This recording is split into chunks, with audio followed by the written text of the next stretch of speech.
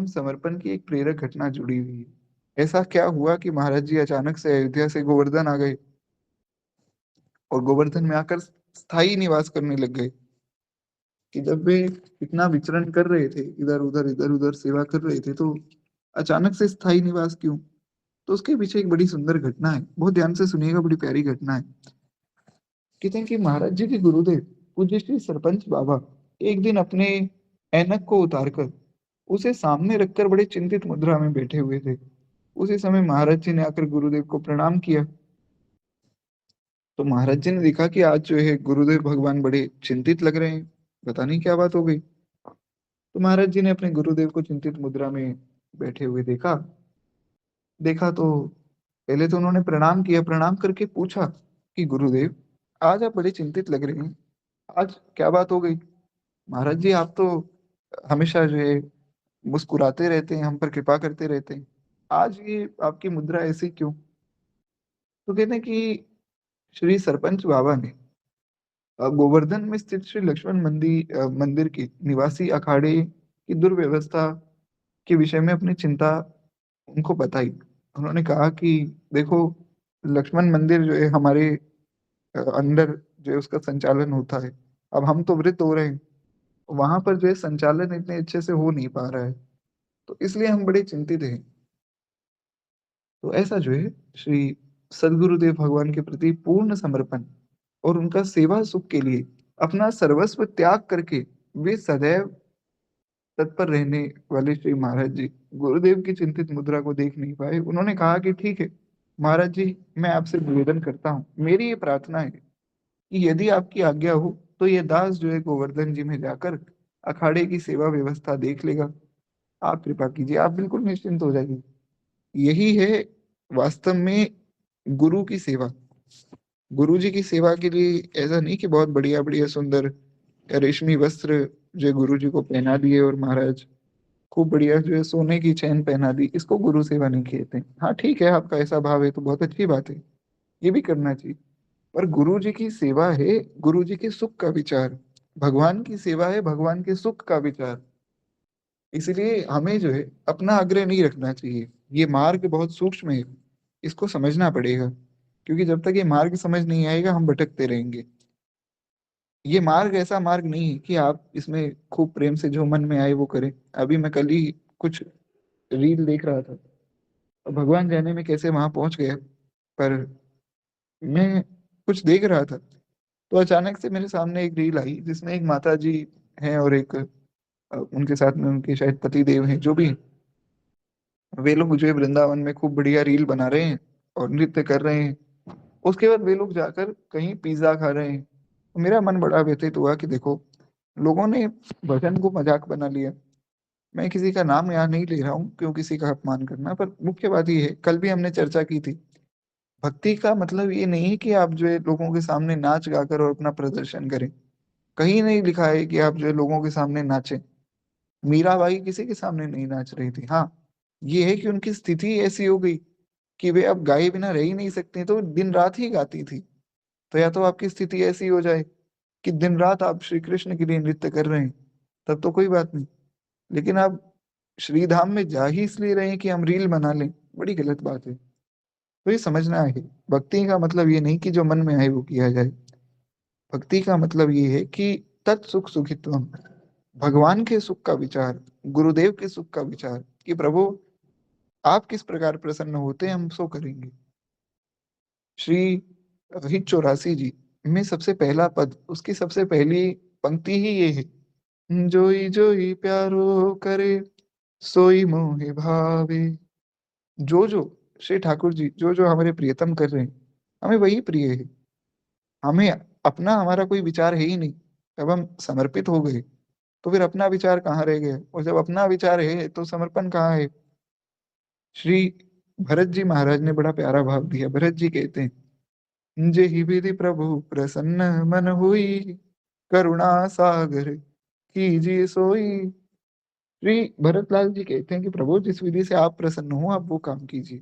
खैर, इसीलिए श्री महाराज जी ने देखा कि हमारे गुरुदेव भगवान बड़े चिंतित है, तो उन्होंने कहा कि गुरुदेव आप कृपा कीजिए इस दास पर, मैं वहां जाकर सेवा कर लूंगा, आप निश्चिंत हो जाइए। आप बिल्कुल भी महाराज जी कोई चिंता मत कीजिए, वहां का सारा कार्य आपकी कृपा से संपन्न हो जाएगा। तो आप इसके लिए जो है चिंतित ना हो। दास की मात्र यही प्रार्थना है कि निष्काम भाव पूर्वक किसी पर निर्भर ना होते हुए आपकी आज्ञा का पालन हो जाए और आपकी कृपा से मंदिर का संचालन हो जाए। मैं बस इतना ही आपसे आशीर्वाद चाहता हूँ, आप कृपा कीजिए, आशीर्वाद दीजिए कि किसी से कुछ मांगना ना पड़े और मेरे मन में कभी लोभ ना आए, ऐसी ही सेवा वहां हो। महाराज जी का ये विनम्र निवेदन सुनकर उनके गुरुदेव भगवान अत्यंत प्रसन्न हुए तथा उन्होंने जो है गोवर्धन जाने की सहर्ष अनुमति प्रदान कर दी। उन्होंने कहा ठीक है, तुम जो है अब गोवर्धन जी जाओ और वहीं रहो, अब तुम ब्रजमंडल में ही रहो। तो एक तरह से ये भी कह सकते हैं कि ब्रजवास दे दिया गुरुदेव ने।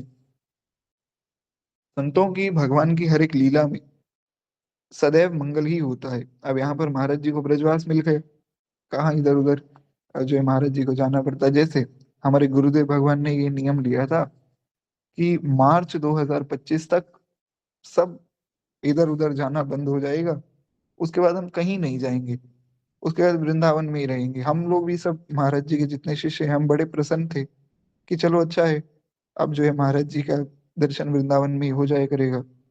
पर अचानक से जो है रेवासा पीठ वाले श्री राघवाचार्य जी महाराज का भगवत धाम गमन हो गया, तो महाराज जी को अग्रपीठ में जाना पड़ा और वहां पर अग्रपीठ के अधीश्वर भी बन गए। तो अब जो है महाराज जी ने ये नियम त्याग दिया। अभी अब मैं जयपुर में था पिछले महीने और गुरु कृपा से गुरुदेव भगवान वहीं पधारे, एक दिन की वहां कथा हो रही थी, तो मैं भी गया वहां उस कथा में। तो महाराज जी ने एक बड़ी प्यारी बात बताई। महाराज जी ने कहा कि हम बहुत बार सोचते थे कि बस 2024 में बस सब कथाएं बंद कर देंगे, वृंदावन में रहेंगे, फिर सोचा 2025 में बंद कर देंगे, वृंदावन में रहेंगे। अब हमने सोचना ही छोड़ दिया, अब हम भगवान के भरोसे हो गए पूर्ण रूप से कि अब प्रभु जैसी आपकी इच्छा हो महाराज वैसा हो जाए। क्योंकि हमने बहुत सोचा है कि इस प्रकार वृंदावन वास हो जाए पूर्ण रूप से, पर वो हो नहीं पा रहा है, भगवान अलग अलग जगह भेजते हैं। दास के मन का ये भाव है कि भगवान महाराज जी को वृंदावन वास इसलिए नहीं करने देते हैं कि वृंदावन में तो बहुत से संत पहले ही विराजमान हैं, हमारे प्रेमानंद बाबा हैं, ये वृंदावन से बाहर जाते ही नहीं। हमारे श्री विनोद बाबा हैं, वे भी ब्रजमंडल में ही रहते हैं मुख्य रूप से, और अनेक संत हैं। लेकिन दूर जो जगहें हैं, जो छोटे छोटे ग्राम हैं, जो बहुत बड़े बड़े शहर हैं जहाँ भगवान का भजन लोग कम करते हैं, वहां भजन की प्रेरणा कौन दे। इसलिए दास के मन का एक विचार है, हालांकि अपने मन के भाव कहने नहीं चाहिए, पर ठीक है, आप सब तो अपने वैष्णव जन ही। दास के मन में भाव है कि महाराज जी को शायद भगवान इसीलिए इधर उधर भेजते रहते हैं कि जो दूर दूर जगहें हैं जहाँ पर भगवान का भजन करने की प्रेरणा नहीं मिलती है, वहां महाराज जी जैसा अगर कोई संत पहुंचे तो वहां के लोग भी भजन करने में लग जाएंगे, और लगते भी हैं। जहाँ महाराज जी जाते हैं वहां खूब लोग कथा सुनने आते हैं और खूब उसके बाद लोग भजन भी करते हैं। बड़ी अच्छी बात है। खैर, एक बार प्रेम से बोलिए भक्त वत्सल भगवान की जय। कहने का आशय इतना ही है कि भगवान के जो भी विधान है सब मंगलमय है। इसलिए अगर पूर्ण रूप से आप भगवान के भरोसे हो जाएं तो मंगल ही मंगल होता है। क्या है? तो कहते हैं कि श्री लक्ष्मण मंदिर गोवर्धन के विषय में हमें श्री देवकी नंदन कुमेरिया जी ने जो है गवेषणा पूर्ण सामग्री लिखकर भेजी है। उसी को आधार बनाकर मंदिर का संक्षिप्त ऐतिहासिक परिचय यहाँ दिया जा रहा है। मतलब महाराज जी जो है, हमारे गुरुदेव भगवान जो है, वे कह रहे हैं कि श्री देवकी नंदन कुमेरिया जी, जो कि दादा गुरुदेव भगवान के बचपन के दोस्त थे। अगर आप लोगों को याद होगा, हमने इनकी कथा सुनी थी कि कुमेरिया जी महाराज जी के बारे में क्या कहते हैं। तो बचपन में श्री दादा गुरुदेव भगवान और देवकी नंदन कुमेरिया जी साथ में खेला करते थे।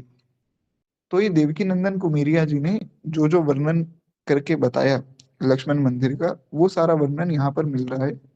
इसमें बहुत सी ऐसी बातें हैं जो आप लोग पहली बार सुनेंगे। थोड़ा सा ध्यान से सुनिए, इसमें विस्तार की आवश्यकता नहीं, एक बार सुनकर हम आगे बढ़ेंगे, तो बस थोड़ा सा ध्यान दीजिएगा। क्या कहते हैं, लक्ष्मण मंदिर का निर्माण महंत श्री रामकृष्ण दास जी महाराज ने किया था, और ये उन्होंने लगभग सन 1925 में किया था।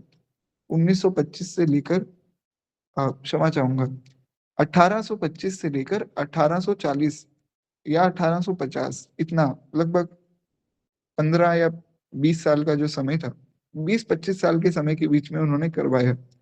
गोवर्धन में आज भी लक्ष्मण मंदिर है। अगर आप में से कोई गोवर्धन जाए तो आप वहां दर्शन कर सकते हैं। कहते हैं महंत जी विलक्षण विद्वान सहृदय एवं बड़े प्रतिभा से संपन्न थे। आप तत्कालीन भरतपुर राज्य के शासक महाराजा सूरजमल एवं उनके यशस्वी पुत्र दिल्ली विजेता महाराजा जवाहर सिंह के धर्मगुरु थे। यानी कि जो उस समय के शासक थे महाराजा सूरजमल, उनके धर्मगुरु भी थे। उनके यहाँ उनके विशेष रूप से पुरोहित भी जो है ये श्री रामकिशन दास जी महाराज रहे।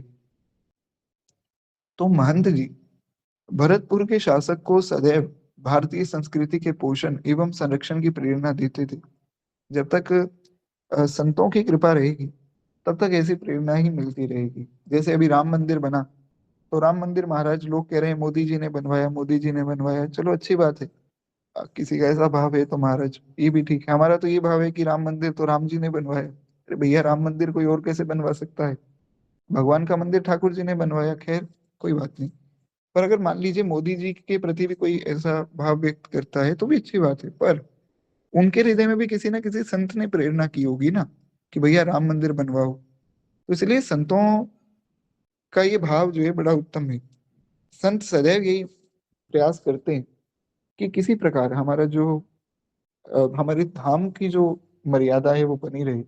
इसीलिए आप देखिए वृंदावन में भी अभी बीच में ऐसी बात चली थी कि वृंदावन में सब पेड़ों को काट कर और कुछ घरों को जो है उजाड़ कर ऐसा एक कॉरिडोर बना देंगे कि जिससे सीधा जो है बांके बिहारी जी के मंदिर तक लोग जा सके। तो हमारे जो ब्रज मंडल के सब संत हैं, सबने खूब विरोध किया। हमारे राधा वल्लभ लाल वाले महाराज जी, श्री जय जय महाराज, हमारे गुरुदेव भगवान, और श्री विनोद बाबा भी बीच में आए थे, श्री देवकी नंदन ठाकुर जी महाराज।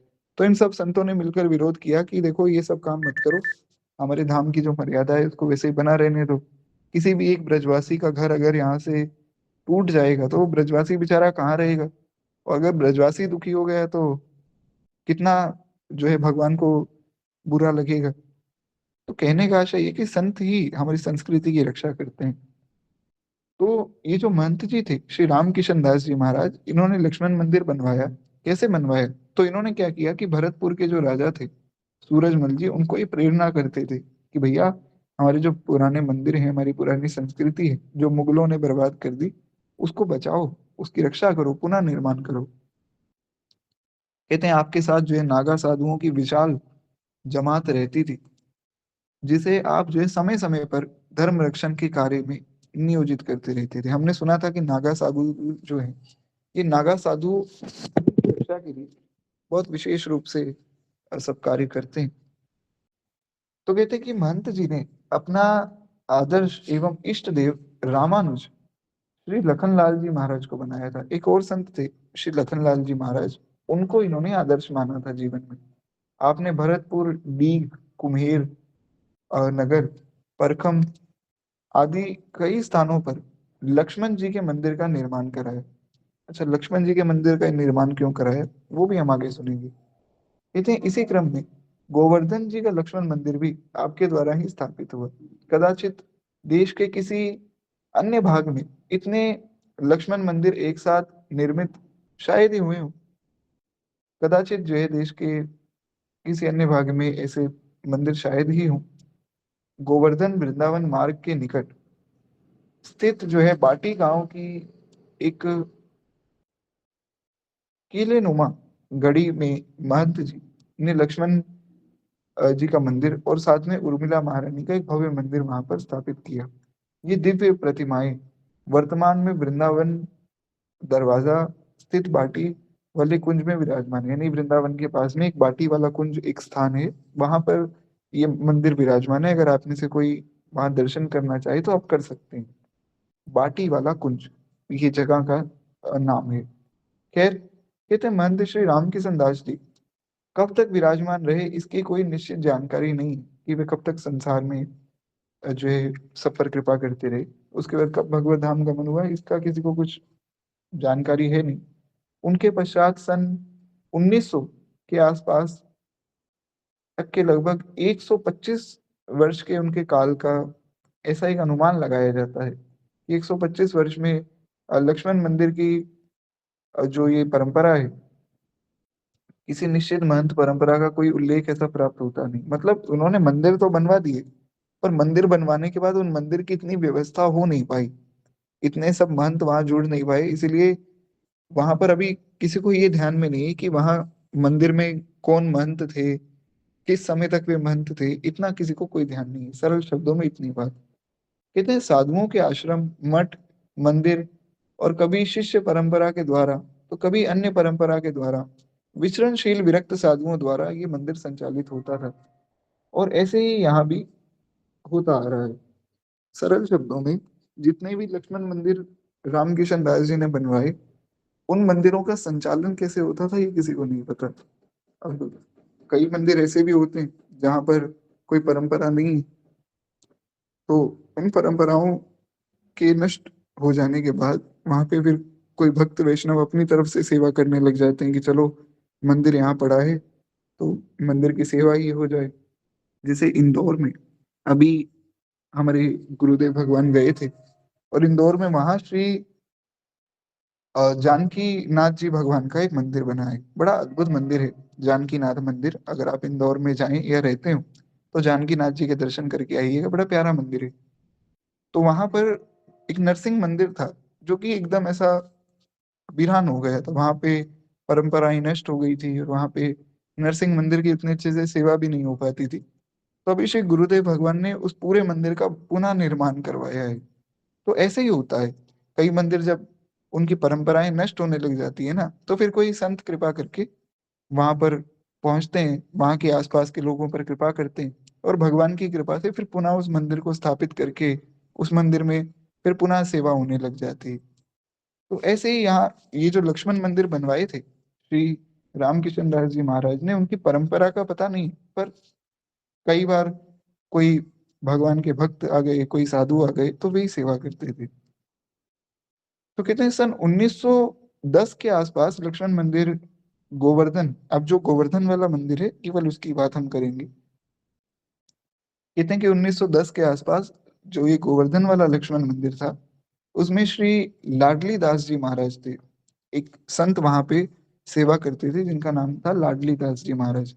उनके पश्चात उन्हीं के संबंधित संत श्री चंचला दास जी वहां पर महंत बन गए, और उनके नाम से लक्ष्मण मंदिर की जो है निर्वासी अखाड़ा नामक एक स्थल चंचल दास अखाड़ा नाम से जाना जाता था। अब देखिए वहां पर कौन किस समय आया और कैसे उन्होंने सेवा की, वो विशेष रूप से आपको जानने की आवश्यकता नहीं। ठीक है, एक बार हम सबका नाम सुन लें, सबको प्रणाम कर दें, क्योंकि सब संत हैं भगवान की सेवा करने वाले, हम सबको प्रणाम कर दें, फिर हम आगे बढ़े। इसीलिए इसमें बहुत ज्यादा विस्तार की आवश्यकता नहीं। एक बार मैं फटाफट आपको सुना देता हूँ, क्योंकि हमें तो मुख्य रूप से महाराज जी की सुंदर सुंदर लीलाएं सुननी है, तो हम थोड़ा जल्दी आगे बढ़ाएं इस क्रम को। खैर एक बार प्रेम से बोलिए भक्त वत्सल भगवान की जय। तो कहते हैं महंत चंचला दास जी के ही कार्यकाल में अयोध्या में सरपंच बाबा के एक प्रभावशाली शिष्य श्री रघुवर दास जी अनेक साधुओं की जमात लेकर यहाँ आए थे। इसी प्रकार विचरण करते हुए जब वे दूसरी बार यहाँ आए तो स्थिति बदल चुकी थी। महंत चंचल दास जी व चंचल दास जी का जो है परम पद हो गया, और वे तो महाराज भगवान के यहाँ चले गए। अखाड़ा मंदिर में श्री ठाकुर जी की नित्य सेवा एवं मंदिर के संचालन के लिए कोई साधु ढूंढने पर भी नहीं मिल रहा था। अब मंदिर में सेवा ही नहीं हो रही थी, तो स्थानीय कुछ वरिष्ठ लोगों ने श्री रघुवर दास जी से मंदिर को संभालने की प्रार्थना की। रघुवर दास जी ने कहा कि देखो भैया, मैं तो गुरु जी की आज्ञा के बिना कोई काम करता नहीं, गुरु जी आज्ञा देंगे तो हम ये मंदिर संभाल लेंगे। तो आप लोगों ने जो है मुझे बहुत अच्छा प्रस्ताव दिया है, पर मेरी प्रार्थना है कि आप मेरे गुरु जी से आज्ञा ले आओ। गुरु जी से आज्ञा ले लोगे फिर मैं यहाँ सेवा कर लूंगा। कुछ दिन बाद जो है जब रघुवर दास जी की जमात अयोध्या लौटी, तो गोवर्धन के कुछ गणमान्य नागरिक भी वहां उनके साथ में थे। वहां जो है सबने सरपंच बाबा से मंदिर संभालने की प्रार्थना की, जिसे उन्होंने सहर्ष स्वीकार किया। सरपंच बाबा ने फिर गोवर्धन आकर अपने शिष्य रघुवर दास जी को वहां विधिवत रूप से महंत नियुक्त कर दिया। यह घटना सन 1932 की है। यानी कि 1725 में ये मंदिर बना था और 1932 में जाकर पुनः इस मंदिर की सेवा एक स्थायी रूप से जो है स्थापित हुई। तो लगभग लगभग 200 साल लग गए। 200 सालों के बीच में बहुत से महंत आए, बहुत से महंत चले गए। तो इस प्रकार अब जाकर सेवा स्थायी हुई है। तो रघुवर दास जी का जो सेवा काल था वो ज्यादा नहीं रहा। सन 1938 ईस्वी में उनका देहावसान हो गया। 1932 में तो बने ही थे महंत, 6 साल बाद जो है वे उनका भगवत धाम गमन हो गए। उनके पश्चात सरपंच बाबा महाराज ने यहाँ महंताई संभाली। पहले अपने शिष्य को भेजा, अब शिष्य जो है भगवान के यहाँ चले गए तो वे खुद ही चले गए महंताई करने। तब से लेकर सन 1970 तक आजीवन आपने यहाँ महंत बनकर सेवा की। सरपंच बाबा महाराज को अयोध्या में रहना था, क्योंकि आप जो है हनुमानगढ़ी के भी 2 बार हनुमानगढ़ी के सरपंच बने, इसलिए उनका नाम सरपंच पड़ा ना। हमने कथा सुनी थी कि अयोध्या हनुमानगढ़ी में जो एक बार सरपंच बन जाए, दूसरी बार उनका सरपंच बनना बड़ा मुश्किल होता है। पर सरपंच बाबा ऐसे महापुरुष थे कि जितनी बार भी वे सरपंच के इस पद के लिए खड़े हुए, हमेशा उनको ही सरपंच चुना गया। और श्री दादा गुरुदेव भगवान की गुरुदेव भगवान है, तो कोई साधारण व्यक्ति थोड़ी होंगे, बड़े अद्भुत महापुरुष थे सरपंच बाबा। तो अब उनके ऊपर दो जिम्मेदारी थी, एक तो हनुमानगढ़ी में भी सेवा करनी, अब यहाँ भी सेवा करनी। तो अब क्या किया जाए, इसलिए वे थोड़े से व्यस्त भी रहते थे और थोड़े से परेशान भी रहते थे। प्रारंभ में कुछ समय तक जो है आपके गुरु भाई श्री रामदास जी महाराज ने मंदिर की सेवा संभाली। फिर सन 1952 ईस्वी में, 1952 में या 1953 में, इसके आसपास दूसरी बार कपिल आश्रम में जो 6 मासिक सेवा पूरी हुई, तब फिर दादा गुरुदेव श्री भक्तमाली जी महाराज वहां पहुंचे। तो अब ये जो पूरी घटना अभी हमने सुनी ना कि महाराज जी ने अपने गुरुदेव को कहा कि आप चिंता मत कीजिए, मैं वहां सेवा कर लूंगा, तो ये सारी घटना उससे पहले की थी कि रामकिशन दास जी ने मंदिर बना दिया, फिर कई साधुओं ने संभाला, फिर वे साधु जो है भगवान के यहाँ चले गए, फिर सरपंच बाबा के शिष्य आए, सरपंच बाबा के शिष्य ने सेवा की, वे भी भगवान के यहाँ चले गए। फिर सरपंच बाबा आए, उन्होंने सेवा की, उनके गुरु भाई ने सेवा की, और अब जाके श्री दादा गुरुदेव भक्तमाली जी महाराज यहाँ पर फिर सेवा के लिए आए। महाराज जी जब सेवा करने आए तो मंदिर की दशा बहुत बिगड़ी हुई थी। मंदिर अखाड़े को संभालने के लिए कोई समर्पित व योग्य साधु था ही नहीं। कोई भी ऐसा व्यक्ति नहीं था जो निष्ठा से सेवा कर सके। सेवा हर व्यक्ति नहीं कर सकता है, क्योंकि जब तक महाराज खूब चढ़ावा आ रहा है, धन आ रहा है, तब तक तो सभी सेवा कर लेंगे। पर ऐसी स्थिति में सेवा करना वास्तव में यही सेवा है। तो कहते हैं मंदिर की चल अचल संपत्ति पर अराजक तत्वों की बड़ी दृष्टि थी। जो मंदिर के पास थोड़ी बहुत संपत्ति थी, तो जो कई लोग होते हैं उनका बड़ा ऐसा रहता है कि अरे क्या है, मंदिर तो अपना ही है, भगवान किसके, हमारे, तो भगवान का पैसा किसका, हमारा। बड़ी गलत बात है महाराज। भगवान के लिए जो धन निकाला गया है, गौ सेवा के लिए धन निकाला गया है, और उसको आप अपनी सेवा में उपयोग कर रहे हैं, महापाप है, महाअपराध, सबसे बड़ा अपराध है। तो ऐसे भी कुछ लोग थे। तो महाराज जी ने आकर फिर पूरी सेवा को संभाला। अब वो सेवा उन्होंने किस प्रकार संभाली वो हम कल की कथा में सुनेंगे। एक बार मैं पुनः निवेदन कर दूं, देखिए कुछ कुछ बातें ऐसी हो सकती हैं इस चरित्र में जो आपको समझ में नहीं आएंगी, और उन पे हम बहुत विस्तार भी नहीं करेंगे। उस पे बहुत विस्तार की आवश्यकता भी नहीं। अब जैसे हमने सुना कि इस मंदिर में बहुत से संत आए, सब संतों को खूब प्रणाम है, सबने खूब सेवा की, खूब आदर है, पर आपको ये नाम याद ही नहीं रहेंगे। अब किसको याद रहेगा कि श्री चंचला दास जी महाराज जो है सन 1910 में सेवा करने आए। हाँ, ये तो आपको ध्यान में रहेगा कि लक्ष्मण मंदिर में बहुत से लोग सेवा करने आए। तो इसलिए अब मैं इसमें कितना ही विस्तार कर दूं, उसमें कोई बहुत विशेष लाभ होगा नहीं। तो जो जो महाराज मुख्य लीलाएं हैं, मुख्य चरित्र हैं, उन पर हम आराम से चर्चा करेंगे, और जो ऐसी कुछ लीलाएं होंगी उनको प्रणाम करते जल्दी जल्दी सुनते आगे बढ़ेंगे। ये तो आज पहली बार ऐसा पहला दिन था ना, दादा गुरुदेव का चरित्र और भक्तमाल जी की कथा एक साथ हो रही, तो शायद थोड़ी सी अ, उतने अच्छे से हम कर नहीं पाए। कल से और व्यवस्था से हो जाएगी प्रभु कृपा से। अभी हम भक्तमाल जी की आरती करें। एक बार प्रेम से बोलिए, भक्त वत्सल भगवान की जय, श्री दादा गुरुदेव भगवान की जय। और अगर किसी ने ये चरित्र पहले नहीं सुना है, तो आप मुझे व्हाट्सएप मैसेज कर दीजिएगा, मैं आपको लिंक भेज दूंगा, तो आप वहां से पूरा चरित्र सुन सकते हैं। तो उसमें क्या है, फिर आपको सब बातें ध्यान में रहेंगी। और अब जो आगे वाला चरित्र है वो, उसमें आपकी पकड़ बनी रहे, इसलिए रेगुलर बने रहिएगा, क्योंकि महाराज जी का चरित्र बड़ा सुंदर है, मैं रोज यही बात कहता हूँ। और निश्चित रूप से ऐसा है भी, अगर सारे गुण एक साथ किसी भक्त के देखने, किसी भक्त में देखने, तो महाराज जी का चरित्र सबसे उत्तम है उसके लिए है। इस धन्य नाभा भारती की, आरती आरत हरे। ये भक्त भगवत की कथा सब विश्व का मंगल करे। इस धन्य नाभा भारती की, आरती आरत हरे। नर जाति जब माया विवश, अज्ञान तम में पग गई। जन भारती आभा तभी जग जग गई, जगमग गई। अज्ञान माया मोह तम की, काली माँ कलई धुली। सत प्रेम समता सत्य सुख शुचि कंद कलिकाई खिली। उलोक खल कली मल सकल, उड़ जन प्रभात हो गए। तब सब पथिक सुंदर सुखद है, भक्ति पथ को पा गए। इस भक्त माला के सकल हरि, भक्त जन दया करो। सखी अहिंसा भक्ति में विज्ञान दे माया हरि। इस धन्य नाभा भारती की, आरती आरत हरे। इस धन्य नाभा भारती की, आरती आरत हरे। बोले भक्त वत्सल भगवान की जय। बाल कृष्ण लाल की जय। उमापति महादेव की जय। सदगुरुदेव भगवान की जय। कमाल भगवान की जय। सब संतन की जय, सब भक्तन की जय, आदि आनंद की जय। जय जय श्री सीताराम, जय जय श्री राधे श्याम। तो खैर अभी के लिए आप सबसे आगे जाऊंगा। कोई प्रश्न हो तो आप व्हाट्सएप पे मैसेज कर सकते हैं।